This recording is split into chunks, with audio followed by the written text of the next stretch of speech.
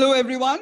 Welcome to Global Express. This is the new Indian Express's weekly interaction with experts, where we analyze developments in our backyard, in our neighborhood, on India. Do click on the new Indian Express website and tweet and follow Global Express. Today's focus is the visit to New Delhi by a much valued neighbor, Sri Lanka. The Sri Lankan President Ranil Wickremesinghe arrived in New Delhi for his first official visit, a full year after the Aragalaya protest forced his predecessor from office. But today, they are marking a huge milestone. It's not just the 75th anniversary of diplomatic relations. It's also apparently, as Prime Minister Modi said in the meeting today, the 200th anniversary of the arrival of Tamils to Sri Lanka. We have no idea. But they've announced a host of new developments, new packages, a package of 75 crore rupees in development assistance, the feasibility studies on Kankansotara Nagapatnam connection, a whole load of things. What we have two very eminent guests on our panel today. One of whom I've known, Professor Gunaratna, for some time. Welcome, Professor. We've also got the governor of the Eastern Province, a powerful emerging voice in the north and the east, Senthil Thondaman. Enviable heritage, I see, your grandfather Thondaman and your uncle Armugan Thondaman. So, we could start with you because you head the Ceylon Workers Congress, and the livelihoods of the tea and rubber plantation workers was very badly affected by the crisis last year. And also I can see from all the projects that have been announced today that Trincomalee is going to be a hub of Indian activity. So welcome, Governor. Would you like to take us through the development assistance which they're talking about? Will it percolate down to the ordinary Tamil, or will it benefit corporates? How is it going to go? Where do you see it going? No. Actually, when Trincomalee, first of all, I would like to thank you for making me also part of your program on this, so that I can express the views from the people of the Eastern Province, as well as the people of the plantation community, as well as the people of Sri Lanka. As Trincomalee developed, yes, it supports not only the corporates, but all the local entrepreneurs as well as the local employment. It's been given to the people of Trincomalee and in and around Trincomalee. So Trincomalee covers a vast area of in and around Trincomalee, a vast area of you connect the northern province as well as the eastern province. You have a very huge population of Tamil population living. So the Tamil population will definitely get benefited by this. Not only that, also the other communities like the Sinhala, Muslim and Christians will also be equally benefited, because there's a enormous population of them also living in and around Trincomalee. So it supports the entire Sri Lankan nation. So is this a win-win for the people of the area, and equally because I remember when the Indian Oil Corporation started its operations there years ago, I do remember seeing the Indian Oil Corporation tankers being attacked. There was a kind of a resentment against the Indian presence in Trincomalee. Is that still there, or has that now sort of dissipated? No. In every country, there's always two groups. One group looking for development, and one group who likes to do politics with their supporters by always blaming the government. So for them, it be an unsuccessful travel if the government brings in a lot of projects and all things like that. It's not only against India. Even different various countries, projects have come in different parts of Sri Lanka where there always been protests and all that. In every country, this is a democratic country. Everybody's people's feelings are being respected equally. So there's always a minor group of people who have different thoughts that the country should develop only through agriculture and only through the internal development, not with foreign external resources coming in. Their ideologies cannot be changed. There's a small number of people everywhere. So their ideology might be against even tomorrow, you donate something to Sri Lanka and we get the donation also, they'll say, why are you getting donation? So you cannot go and address him where he doesn't understand what development is. So he's with an ideology like that. So the government is something which is being elected by the democracy, and majority of the people support the government. So government takes forward the majority of the community's wish. That's how all these projects, we are taking it forward. So the main project that has come through, would you describe that as the wind power project? Would that be the biggest beneficiary? Because it's going to be set up in Punarin by the Gautam Adani group. And there is also the 500 milliwatt wind power green hydrogen projects in Mannar. What is the biggest takeaway for you, for you as the for your province? No, Or is it the connectivity that is going to come through between? This both is in the northern province, my adjoining province. But what I want to say is, we have more our method of producing electricity has been in thermal, and which is not environment friendly, and very old technologies with fuel and fossil fuel and things like that. But now, due to the world is moving towards the renewable energy, we have a very good resources for wind and solar and also hydro. So government is looking forward to develop these renewable energy so that we reduce our import on coal and the rest of the fossil fuels, which might be helping the national economy, as well as for the investors and also for the projects with a lower rate tariff, electricity tariff. So India has been a very good example in moving fast towards the renewable energy. And as Sri Lanka also has the same the climatic conditions of India, southern India. So whatever solar and things like that, whatever are feasible in southern India is also feasible in Sri Lanka, which is not being utilized. So now with the involvement of new companies like Adani Group and things like that, there are chances that which will contribute to our economy. I will not say that they're going to give it's going to give employment opportunities, but I was going to ask you, will it create jobs for the people? No, for solar and this thing, maybe local clearing and implement, maybe installation things like that. That's all. I don't think there's going to be more number of jobs in that, but it will reduce us the cost of the electricity in Sri Lanka, as well as it also reduce the import of thermal and fossil fuels for production of electricity, which will support the national economy. So it's an underwater pipeline as well, isn't it? I mean, the one that is going to connect from India to Nagapattinam to Kankansutara. That I know is in the north, but that will also help.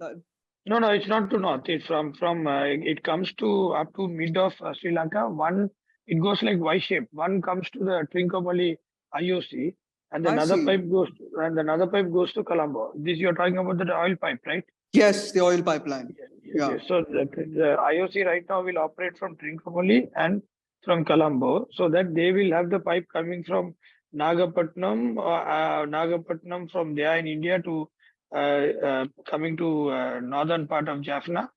Northern part. From there, maybe they might take the railway to next to the railway line. They might put these pipes to one to Colombo, another one to Trinco. But the touchy topic, Governor, has always been the 13th Amendment. I mean, it has been brought up yet again by Prime Minister Modi. And day before yesterday, 2 days or 48 hours ago, there were a host of Tamil MPs who approached President Ranil Wickremesinghe and asked him, what is going to happen to the 13th Amendment? And he said, I am not Ranil Rajapakse, I'm Ranil Wickremesinghe, which I thought was quite funny. But was he trying to say that he would back it all the way? I mean, it's still hanging fire, isn't it? I mean, no, actually, I believe you also are one pushing for it. You are also pushing for it. I see your comments on it as well.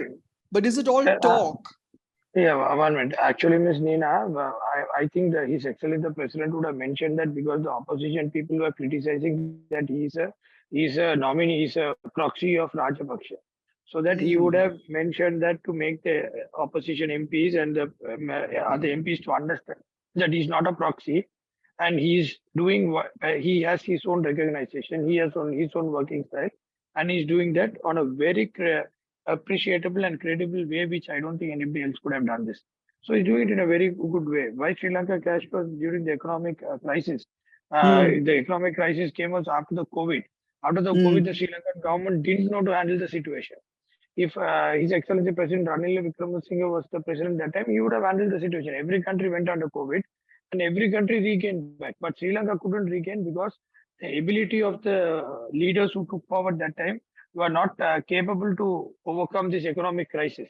So they were not specialists in that. So when Ranil Wickremesinghe, the present president, is a very good, knowledgeable specialist in that, so that he was able to bring back the country to at least 50% than what it was worst. Now there's only a 50% for us to cross, which we have started crossing. So I think during the President Ranil Wickremesinghe, 100% we will get through this. Things can't happen overnight. Yes, building economy is happening and he's doing a good job. And second Yeah, about the issue, I hope he does. I hope he does. But I believe the ruling Sri Lanka Podujana Peramuna, the party, has warned Ranil that he has no moral right to implement the 13th Amendment. No, I'm just coming for the 13th Amendment. I'm just coming for 13th Amendment. Yeah. So 13th Amendment was also promised by SLPP leader Mahinda Mahinda. Rajapakse also. So this is a thing which was promised by all political leaders whenever elections have come, even after elections, on where further discussion. And Honorable Ranil Wickremesinghe, the president, when this country is not only a Tamil people who's living in this country, this solution was brought for a conflict between two communities to make them understand, to devolve the powers. So the majority of this parliament and majority of this country is being supported by the community of the singular community.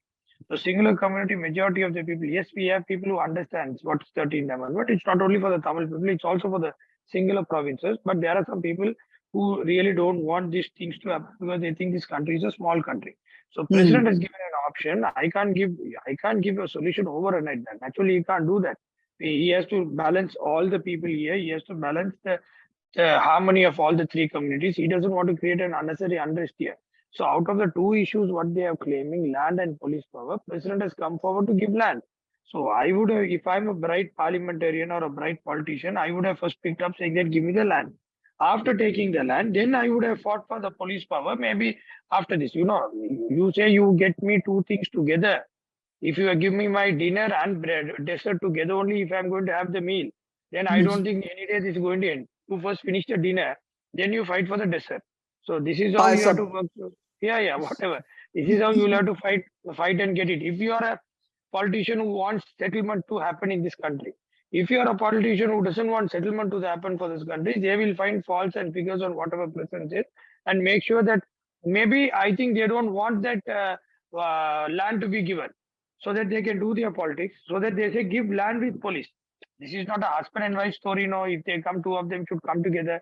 You must be smart enough to get whatever first and then get the next bargaining thing.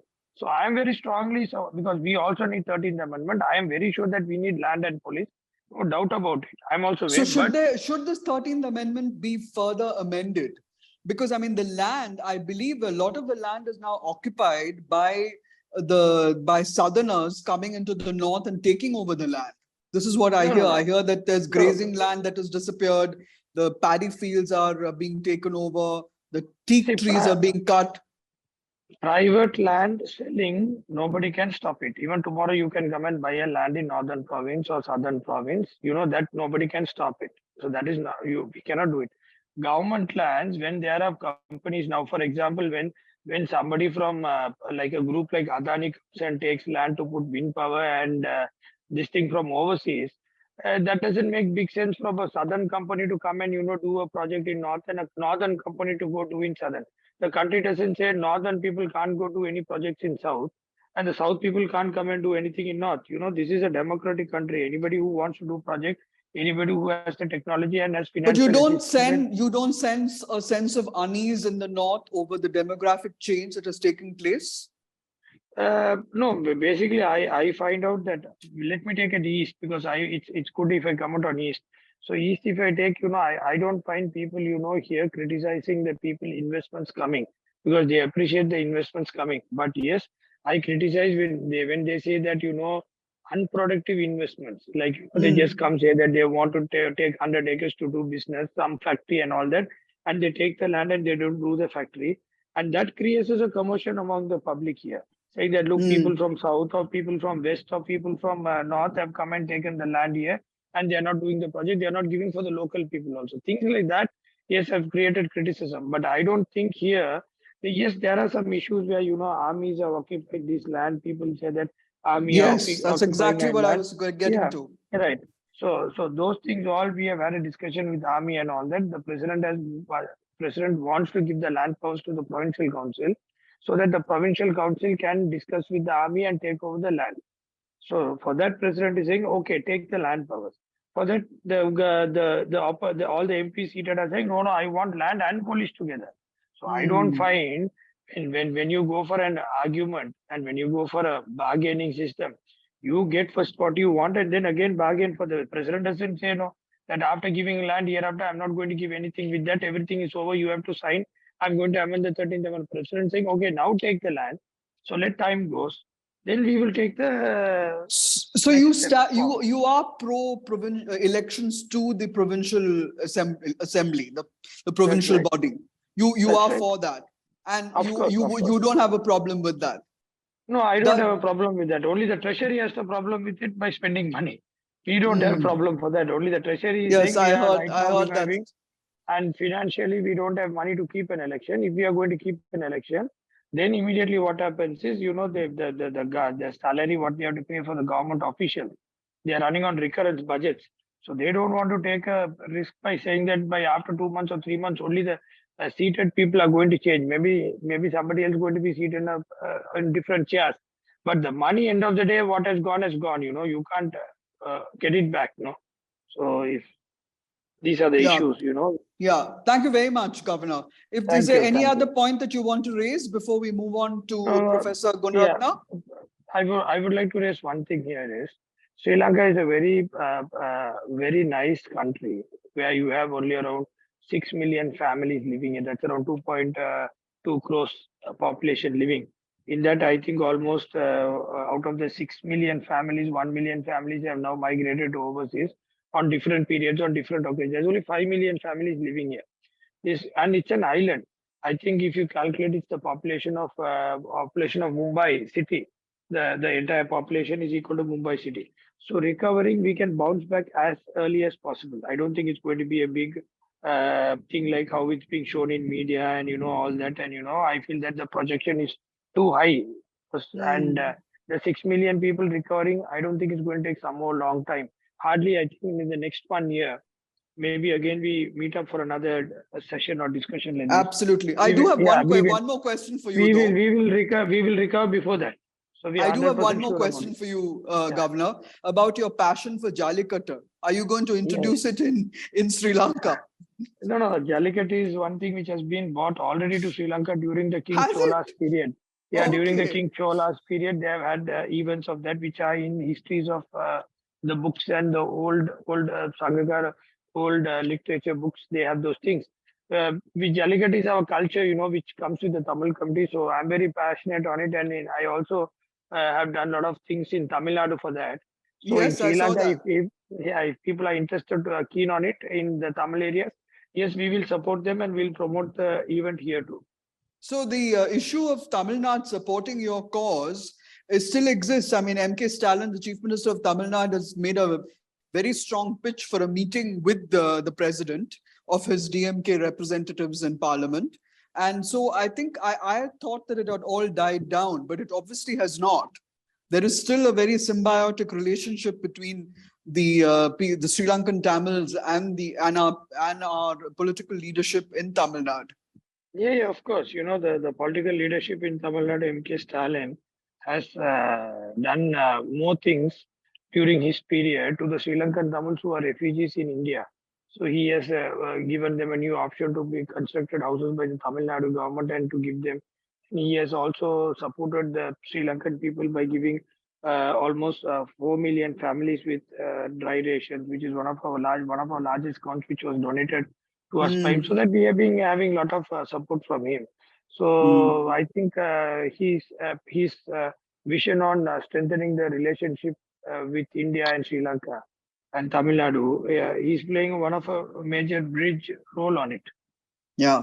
Thank you very much, Governor. What is your biggest takeaway? It seems to have been a real win-win, not so as much for India as for Sri Lanka, this visit.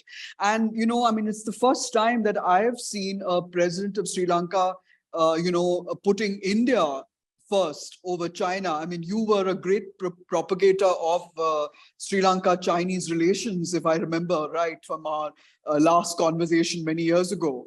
When the Rajapaksas ruled, this shift I feel in Sri Lanka's list of priorities as well as in India's list of priorities. What do you see that? What do you put that down to?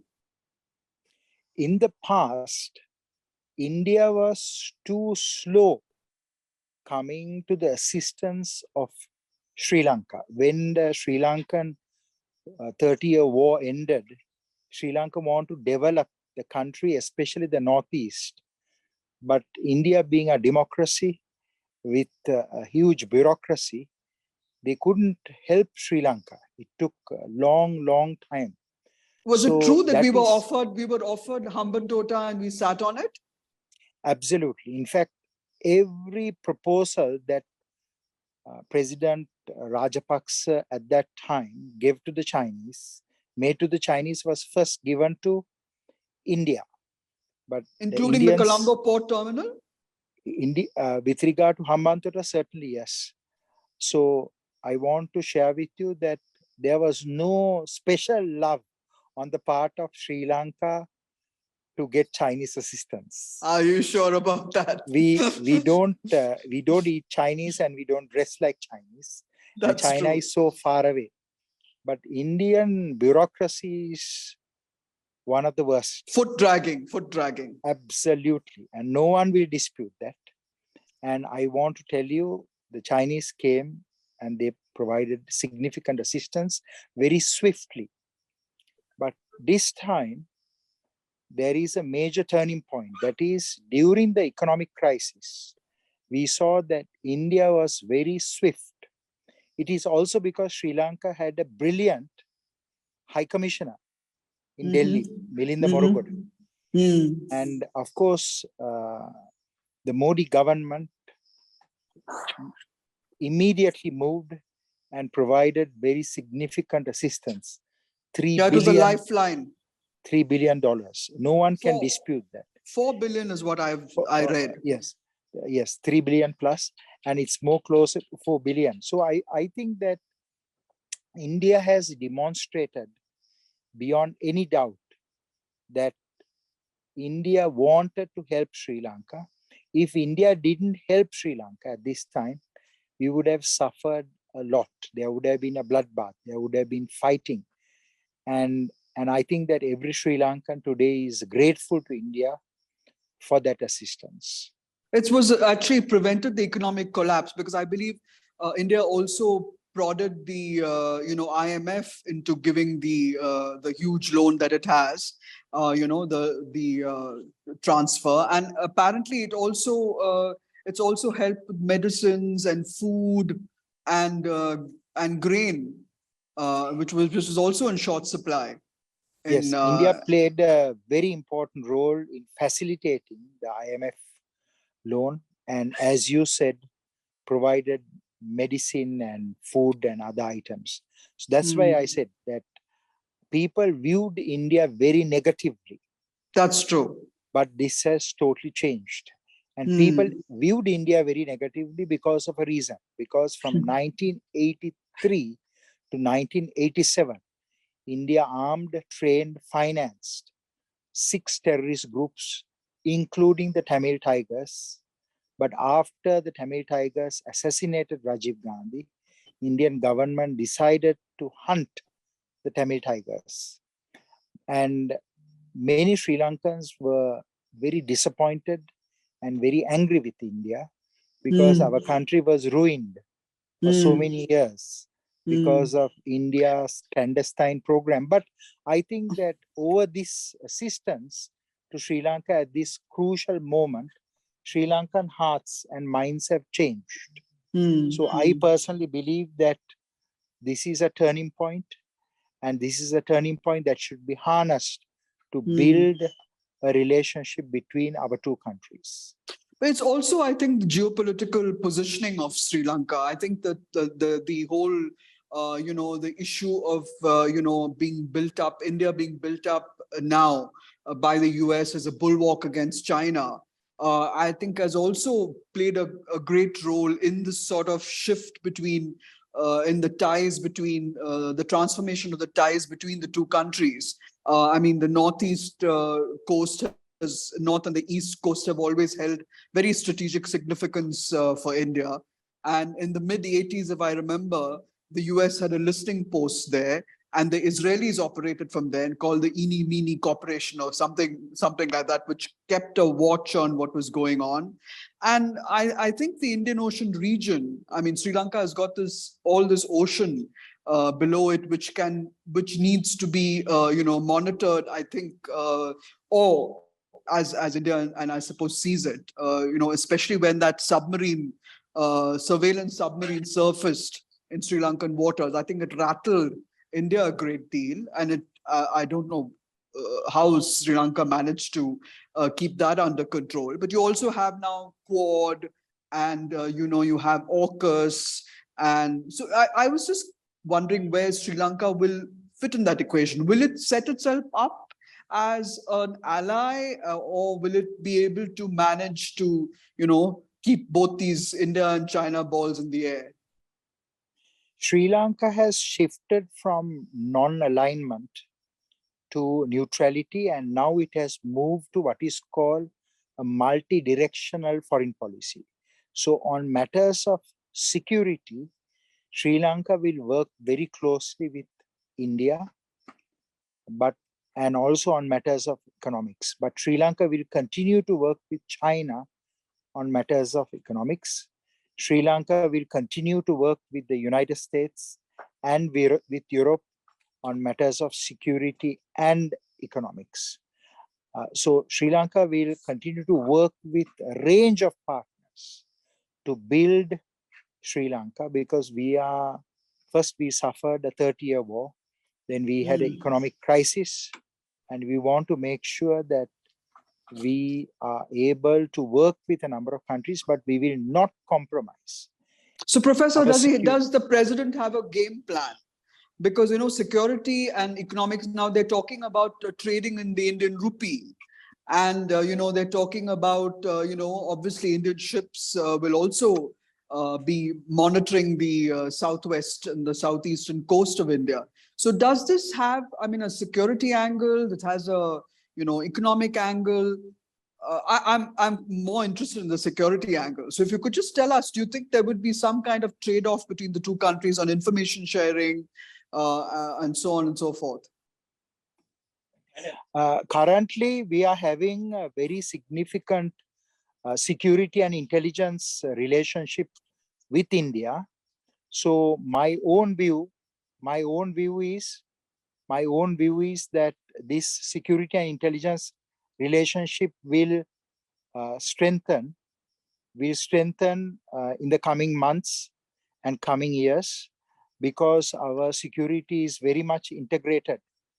And I believe that although we will work with India on all these matters, Sri Lanka is also going to work with China the same way India is working with China.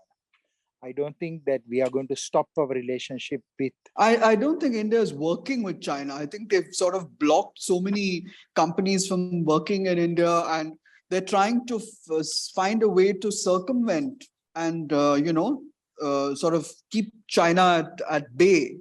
I mean, and in fact, I was curious about Hambantota and the Colombo port terminal, and this Chinese company Sinopec, which was supposed to import and distribute fuel. Do these continue, or are they going to be on ice? My personal view is that Sri Lanka has realized the strategic value of working with India, because economy of India is growing at a terrific pace. And Sri Lanka is also very keen not to compromise Indian security. And I want to share with you that is why Sri Lanka is moving in the direction of a multi-directional foreign policy. And in that, it is very clear The president has stated, and others have stated, that Sri Lanka will be paying a very significant attention to the security interests of India. So I can give you that assurance on this occasion. I also want to correct something. You referred to the Kinimini service. Yeah. Kinimini service, I am very much aware of this company. It is a British Special Air Services, British Special Forces private company. They are registered in Channel Islands. Colonel Jim Johnson and David Walker came to Sri Lanka and trained the Sri Lankan police. Oh, I see. To fight a terrorist organization. Unfortunately, during that time, the terrorist group was trained, armed, and financed and directed by the Indian government. But I won't tell you, at no time did the Kinimini service spy on India. In fact, I met India's founder head of RAW, R.N. Kao, at his house in Vasant Vihar. And Mr. Kao was very honest.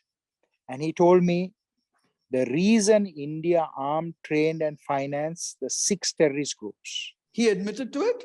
He did. And he was a very honest man. And and I have published that in my book, Indian Intervention in Sri Lanka, my interview with him. He said it is because Sri Lanka left the non-aligned orbit. And Sri Lanka worked with the Americans with regard to the Trincomalee oil tank farms. We had the Voice of America station. Yeah. We worked with the Pakistanis, with the Chinese, with the South Africans, and with the Israelis. And the Indians didn't like it. So that is the only reason. It was a Cold War mentality. It was a Cold War mentality. But India's Foreign Intelligence Service, RAW, did what the politicians instructed them to do. They asked them at that time to destabilize Sri Lanka, and they did it. And they did it very professionally, and they did it very well. But which is why I think Chandrika Kumaratunga has made that famous speech in Islamabad, where she said that they would not tolerate this big brother mentality. And of course, it was denied forthwith. But I think that has changed completely. I feel that this meeting today between Prime Minister Modi and the President Ranil Wickremesinghe was a meeting of equals. It was not a meeting of a big power and a small power. They realized the strategic value of each other. You are absolutely correct. I think the Indian leadership, Indian bureaucracy is much more mature. After going through all those phases, India today wants to build a brilliant relationship with its neighbors. And India realized the value of Bangladesh, of Nepal, of Maldives, and Sri Lanka because of its very problems with China and with Pakistan. So I think that it's an opportunity for India to work as equals with these countries and not to bully them, but to build a friendship, a type of friendship which those countries will appreciate. And I can tell you once again, every Sri Lankan is very grateful to India for coming to Sri Lanka's help at this point of economic crisis. If India did not, Sri Lanka would have gone into a phase of chaos. And it is a time other countries did not help Sri Lanka. So I think that every Sri Lankan appreciates the timely assistance that India gave. And I think this is a great moment, a great opportunity to build a strategic long-term relationship. More than just a physical bridge, then. Absolutely. Yeah. Thank you very much. Thank you very much. I just have one question, though. One last question. I get the feeling whenever I talk to my friends in Sri Lanka that the 13th Amendment will still play a spoiler, because it's seen as an interventionary addition to that Indo-Sri Lankan Accord of 1987. And the amendment doesn't really help. It just doesn't help. So do you think that will still be a spoiler? Because, I mean, Prime Minister Modi brought it up today as well. You're one of India's most celebrated journalists. And I'm very Me? happy No. that you asked me this question. And I'm going to give you a very frank answer. Sri Lanka is primarily a country that is of the Sinhalese. Of course, we have a 10% Muslim population and we have a Tamil population, both in the center of the country and in the northeast. No Sri Lankan want the 13th Amendment implemented. No Sinhalese want the 13th Amendment implemented because they see that 13th Amendment is a stepping stone to break up Sri Lanka's northeast. Sinhalese don't want this 13th Amendment. You will spoil your relationship with Sri Lanka, especially with the majority population, if you push for that 13th Amendment. Sri Lanka is a very small country, as Senthil Thondaman said. We can't do what the Indians have done to divide our country by ethnicity and by religion. And all the research globally indicates, including by David Horowitz, who is the world's leading expert on ethnic communities, late devolution leads to separatism. And we will certainly not support this 13th Amendment, however much India pushes for it, because we know that it is going to damage our nation strategically and in the long term. Right now, even without the 13th Amendment, the remnants of the Tamil Tigers, that includes members of the TNA, they go and worship the terrorists in the northeast, right? We have seen members of parliament going I don't quite understand that, Professor. What do you mean worship terrorists in the northeast? That is, there is a terrorist called Captain Miller, who was the first suicide bomber in Sri Lanka. We have a TNA MP going and worshipping that man. So now last week, last 2 weeks ago, a group of Tamil Tigers went and worshipped Balasingham with 2 TNA MPs. Imagine they had police powers, what they will do? They will worship Prabhakaran also. Like the statues of Mother Mary, Buddha and Ganesh, there will be statues of Prabhakaran built in the northeast. So I think it is better not to move forward with the 13th Amendment, at least for one generation, when Prabhakaran will be a forgotten man. Otherwise, a killer, a mass killer, and a murderer will be celebrated and commemorated in the northeast. And this, every Sri Lankan will remember this happened because of India, because of India's insistence of the 13th Amendment. So I would very much appreciate if you can make this conversation known to the Indian government leaders that this is something the Sri Lankans don't want. If you even though your president said that he would implement it. The president is a political leader. He is dependent on Tamil votes, on Muslim votes. But if you ask every Sinhalese, they will say that based on research, based on informed decisions, late devolution leads to separatism. Not all, but some of the TN MPs are separatists. They started as TULF, this battle to divide Sri Lanka, and this we will not allow. So I want to share with you that this is a very important message.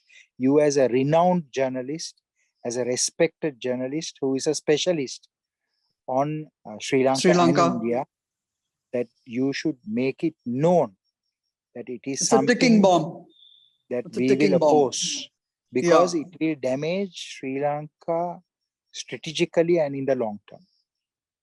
Thank you very much, Professor. It was an education listening to you as always. I wish you all the best. I thank you very much, Neena. Thank you. Gopal, madam. And I wish India and Indians all the best, because India has helped Sri Lanka during this moment of crisis. Thank you so much. Really appreciate it. We have an unexpected addition to the program, with the Tamil question remaining vexed, contentious, and unresolved. Weighing in with their viewpoint is a very eminent award-winning documentary filmmaker, writer, and human rights activist, Sherine Xavier. Welcome to the program. She's documented the pain of the ordinary Tamil in the post-LTTE world. I hear that her post-war narrative of the female combatants called Haunted for Her Yesterdays is a must-watch. Thank you very much, Ms. Xavier, for coming on the show. I wanted to begin by asking you, there have been the two people that have come on the show a little earlier, both said that the Tamil question, one said that there was no such Tamil question, and the second said that it's the unitary character of the country that matters. That there are Sinhalas and Tamils and who live together and must live together. But 14 years after the LTT was decimated, how is the Tamil community? You're a Jaffna Tamil yourself. How is the Tamil community navigating their daily lives in the north and east? Because I hear that law and order is an issue, that women are no longer safe, that there's a rampant drug culture, and a lot of fingers are being pointed at the military for bringing in, allegedly, this kind of environment. Okay, all right. First of all, thank you very much for having me. And also, this is, because this is also leading up to 25th year of signing the Indo-Sri Lanka Peace Accord.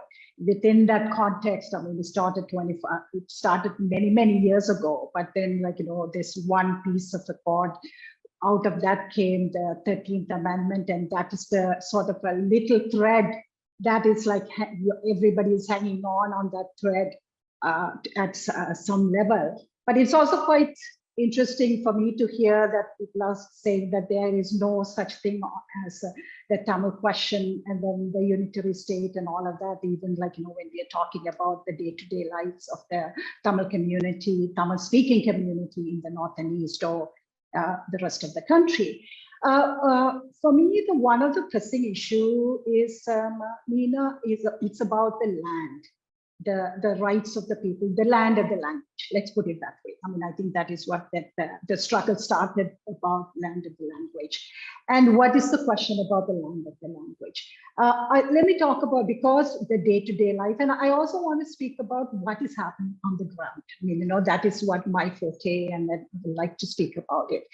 For example, let's talk about the grazing. The issue starts from people having access to their own land, and all of a sudden someone decides okay, there is that the particular land is of archaeological importance. The particular land is about some kind of archaeological importance. I don't know from where these things are coming up. Somebody can come in and put in some statue or some thing right there, and then all of a sudden it becomes an archaeological sort of an importance, and then it becomes there is some form of a mineral is found. Then the people have no access to that land. And then on the other hand, in that was this land that was belonged to belonged to the LTT or the ordinary Tamil people?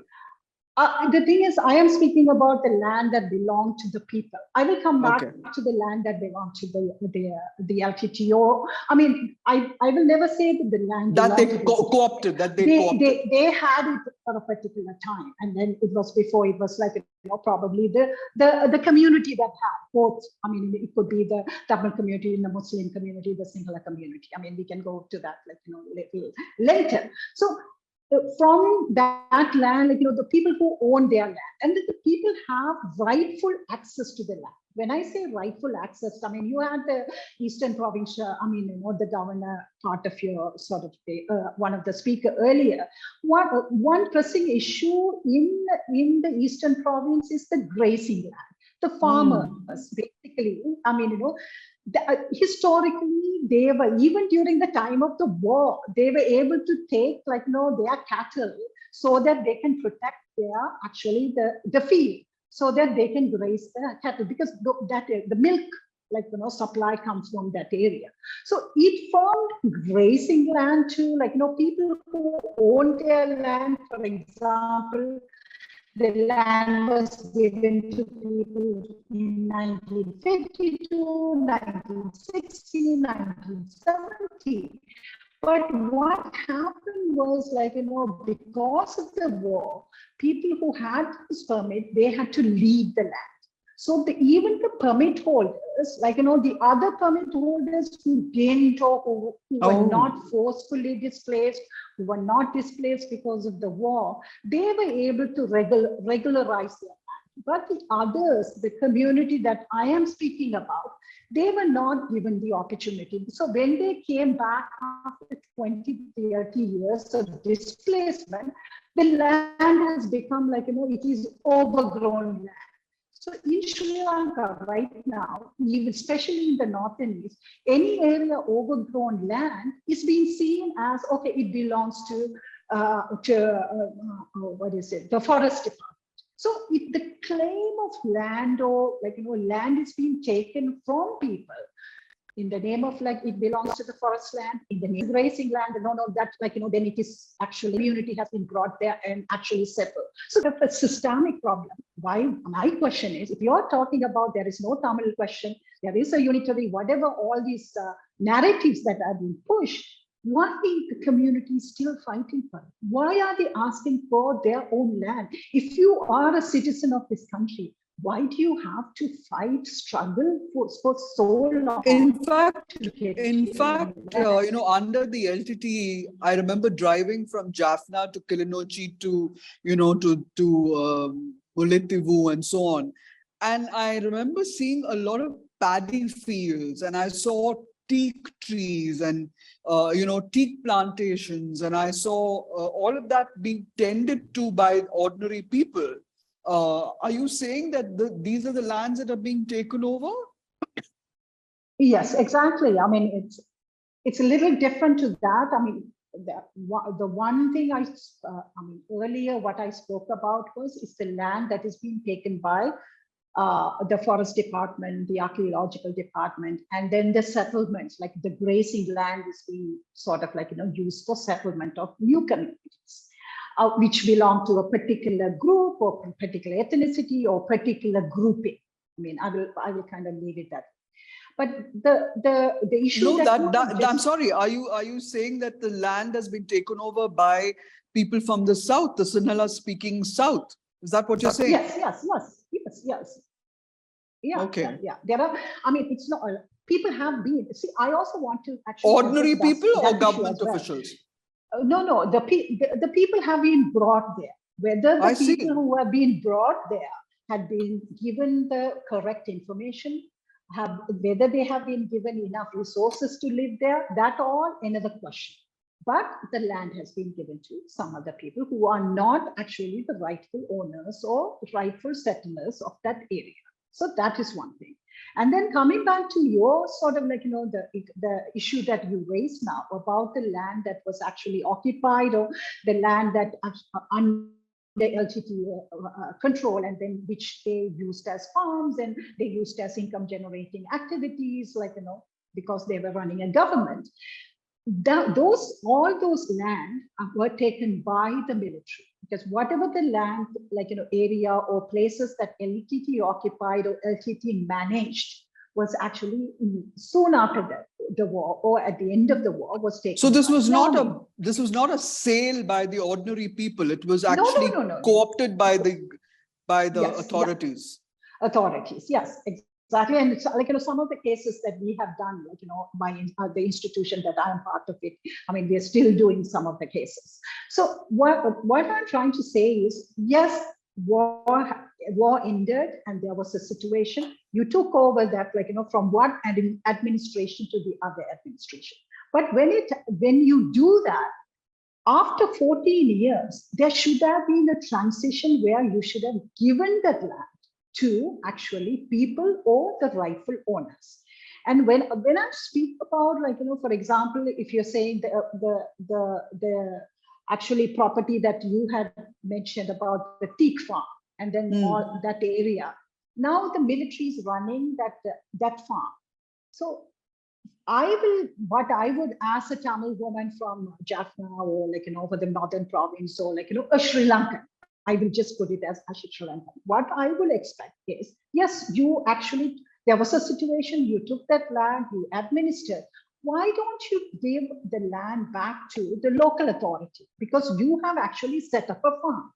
Military's role is like, probably they played a role in transition. I'm not debating that. In your role of playing the transition, what is your plan to actually hand over that land to, like, a public institution? But I must say one thing. Sherine. I mean, even in India's borders, our borders, the army and basically the paramilitary groups and all that do take over land which they see as security related, So they now that Sri Lanka no longer has that division between the northeast and the south, they would have automatically come in and set up camps and so on. But I mean, the point is, I thought it would be a legitimate takeover, in the sense it would be a deal that would have been arrived at between the people of that area and the armed forces. So you're saying that is not so? That is not the case. And then it's also, there is, for example, this whole question about militarization. 14 years, what had happened right now is, okay, land, the farms, I mean, the hotels. So are you saying that since there's no threat so far, I mean, in the last 14 years, why should there be such a huge armed presence? Armed presence, and then also, if, like, for example, for the security purpose only the army is there, why are you venturing into, like, running hotels? Why are you venturing into running hotels? And why are you venturing into running farms? Why you're one of the, like, you have become an employer in that area. So my sort of, like, suggestion is, I mean, I'm not going to complain. When I'm complaining or when I'm raising it as an issue, I also want to give the recommendation, hand it over to the local authority, whether they can make it that as an income generation activity where they will raise, like, to run the institution. We don't know where the fund, like, whatever the profit that they are making from the hotels are going. I mean, maybe it's for to run the camps. I'm not sure. Like, I don't think I'm privy to sort of speak about. What my recommendation would be, like, to have a transition plan. Hand over the land. Of course, there are strategic points where they want to keep the military. That is, nobody is debating about. But why do you need such huge, like, land? And then also people who are rightfully owners, who had the deeds, who had the permits, why don't you give it to them? And they are without land. I mean, why? How long are you going to keep, like, the community? Because there is no sort of, like, information on the lost ones. There are no information on, like, the missing ones or the disappeared. The disappeared community. All of that. So yeah, I met women who had lost their husbands, their brothers, their sons, because they were all part of the LTT, and that they were homeless. They were basically, they don't have homes to stay in. So, and they were eking out a living without having money, to pay rent, I believe, on in houses which you just couldn't afford. And although there is a diaspora, which is a very wealthy diaspora that sends money to a lot of the residents in in Jaffna and Kilinochchi and so on and so forth, it's still a very sort of bare knuckle existence. Yeah, see, that is where that we will make the difference. Like, maybe, I mean, some families have diaspora support, but there is also a large number of communities that does not have, like, members of their family part of the diaspora. So then for them, like, making the living and, like, and running the family when they have lost a high number of family members, or when they have lost the support system that they have, and they have to recreate a support system. When they are recreating the support system, there is also all these other pressures that are coming, militarization, like, then for them, like, not having their land and not having access to resources properly. All of that contributes to, like, the more hardship and more harassment, more, like, difficulties for women and, like, the community at large there. That being said, I'm not saying, like, every single family is, like, going through that. But normalization has taken place, because a lot of people will say, oh, people are fine. Like, they're okay with having the military. They are okay. Sometimes, I mean, right now, like, people in the community, they trust the military more than they trust the police, because of the drug issue that we have, and then because there is like, a lot of the criminal activities that are going on. And I mean, to So me, was it different? Was it different under when the tigers were around? Was the security a different? I mean, was of a different level? I mean, were women safe? I didn't get your question. I mean, I said that, is there a contrast between the current situation, vis-a-vis security for people, and what it was like before? Obviously, I mean, I think that this is also something that, like, what I hear all the time, like, when we are visiting or when we are among people, that the before and after, during the time of, like, the militants versus now during the time of the security forces, or like, post-war context. But I mean, I did meet a couple of women who did tell me that they were sort of forced by the LTT to join their ranks. I mean, you've got, as you said, you got a documentary on it. I mean, some of them did have very little choice. I don't think it wasn't a democratic. I have never said it. I mean, it was like, there was coercion. There was like, there was a point where, like, people were taken, and then they were also like coerced to join the militant groups. All of that. I am actually not debating. I'm not even denying that, Neena. But what I'm right now, what I'm saying is about the security of the people as well as women. On the streets. Now, if you ask them right now, they said, "Oh, we were safe during that time." Oh, but it's all, So there is that kind of romanticizing the past is definitely that is there when you have so many different issues and problems that are going on. No, our children were not actually, they were not on drugs. Drug was never available.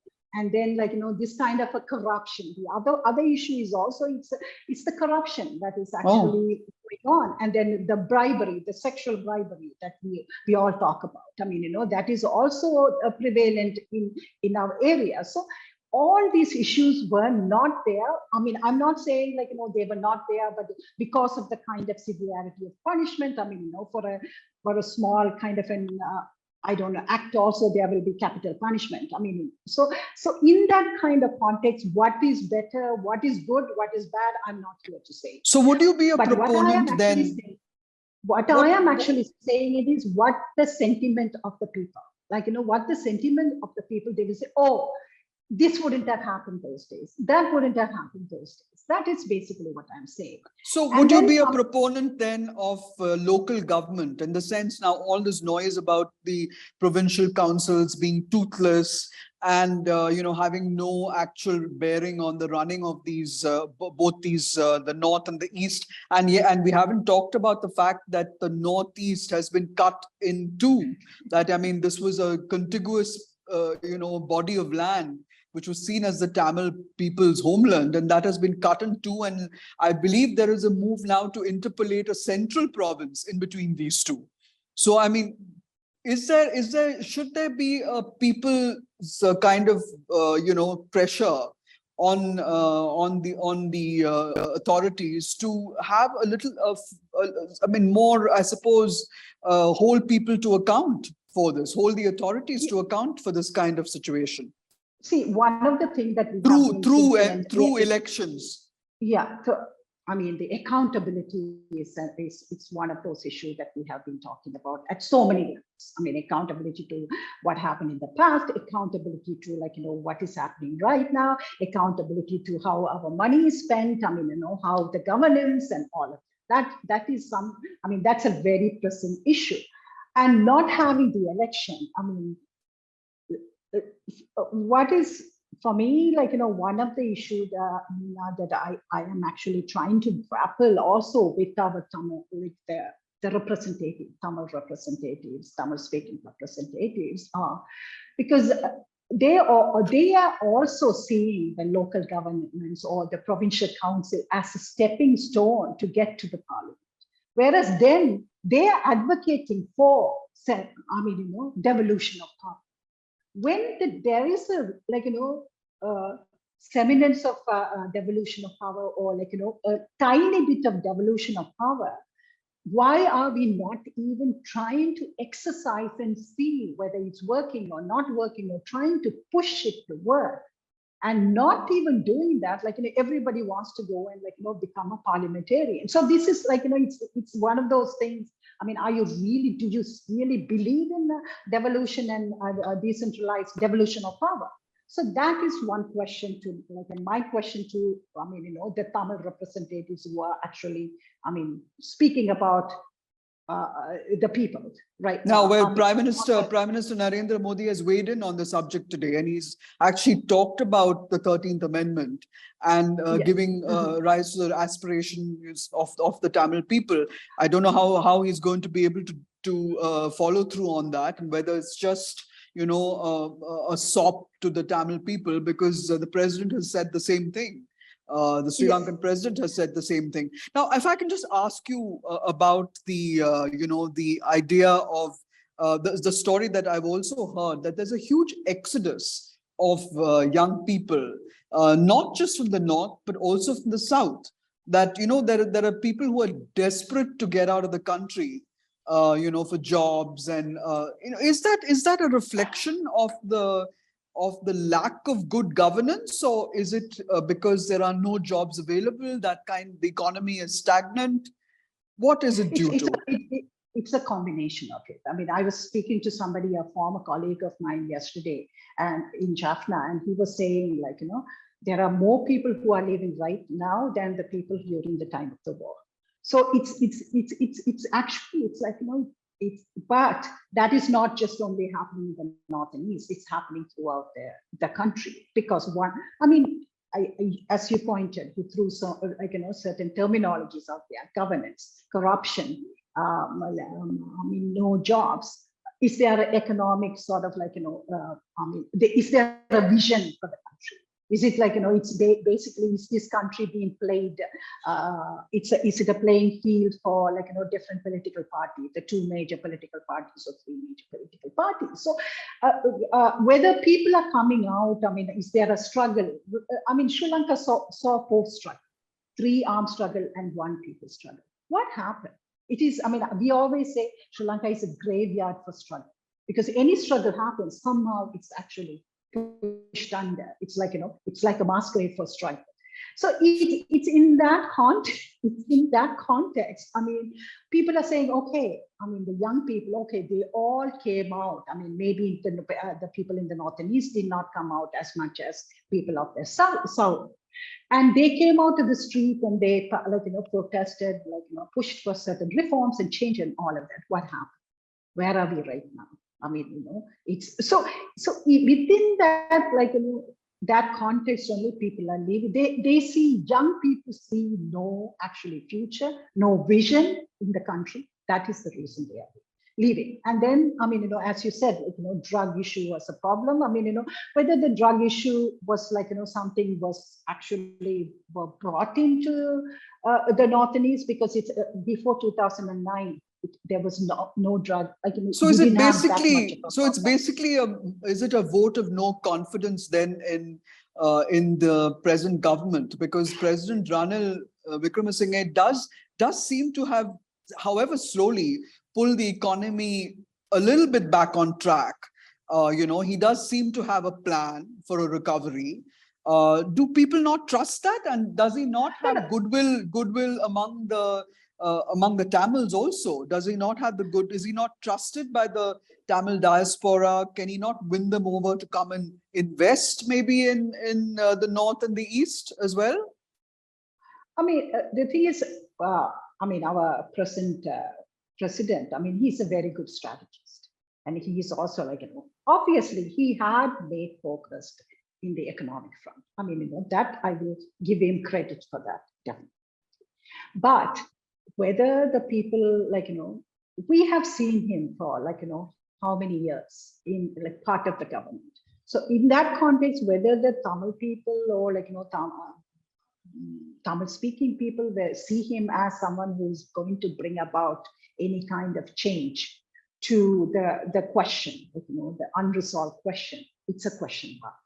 And even, yeah, like, even but he is one single person. He's not an elected representative. He was That's an right. appointed. Somehow he came. I mean, as he said, he came through back door. So that kind of, I mean, the constituency confidence. He did not come from the constituency. He came because of, like, I mean, by default, by whatever that he got this post, and he's doing a good job of what he was asked to do and all of that. But for him also to legitimize his kind of position, I think it's better for him to go for the election and then, like, and get the mandate from the people. So if he get the mandate from the people, even to implement 13th Amendment, I mean, today headlines on the newspaper is about he doesn't have a mandate to actually deal with 13th Amendment or Correct. implement 13th Amendment. So then again, the question that we will ask, I mean, people of the North is asking, when the government representatives are saying, who are in the parliament are saying that he doesn't have, like, any kind of mandate to do that, then why are we even wasting time talking about it? Or why are we even wasting time bringing that? So this is again another legitimate sort of a question from the people. My last question, basically, so since we're running out of time, is there the bogey, the LTT bogey, rising again? Is that a fear in the southern, in the Sinhala mind that, I mean, just as the JVP is the Janta Vimukta Peramana is puts pressure on the Buddhist clergy and so on and so forth to toe a certain line. Is there a similar feeling that there could be a Tamil sort of terrorist resurgence at all? Or is that at an end? I think it's not now. No, definitely not now. But if this kind of a situation where they can't even go to a like, for example, what happened in the Kurundur Malay, like, this yes. was supposed to be historically like a Hindu, like, Shiva temple.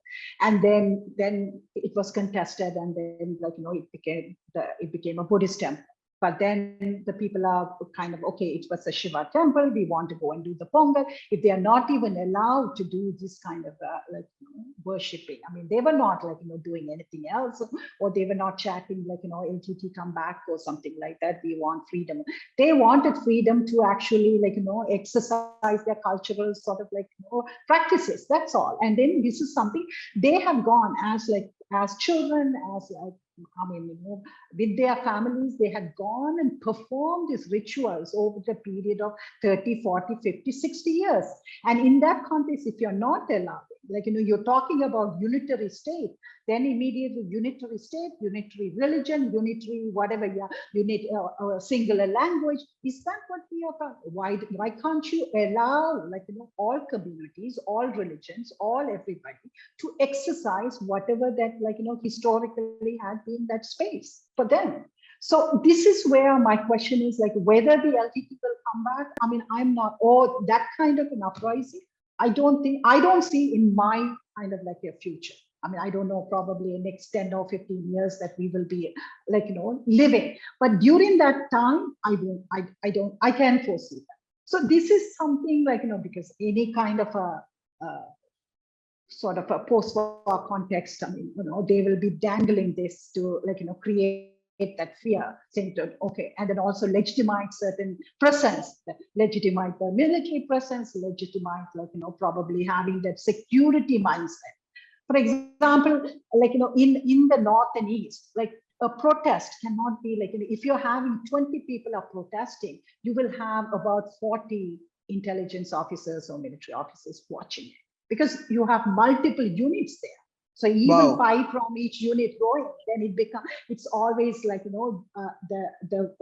the surveillance system is larger than, like, number of people who are protesting. So within that context, for any kind of emergence of any form of militancy, it's not possible, in my opinion. But there will be, like, a lot of dissent. I mean, I think that is building up right now because of what had happened, like, so many Buddhist temples coming up. And when there are not like, Buddhist people who are living, like, I have no problem if there are singular community that is living there, and then you're building a temple for them, that is rightfully so. They need that.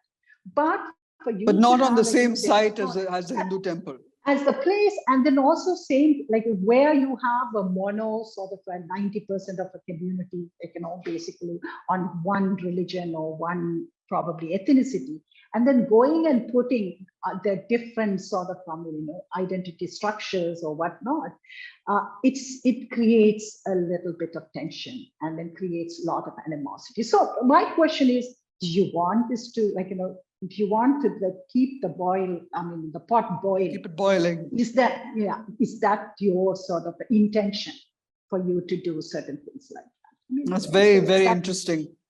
Yeah, thank you, Sherine. I hope we You're get to welcome. see more documentaries on this subject. It would be fantastic if you could do us one on the Nallur temple, which is so outstandingly beautiful.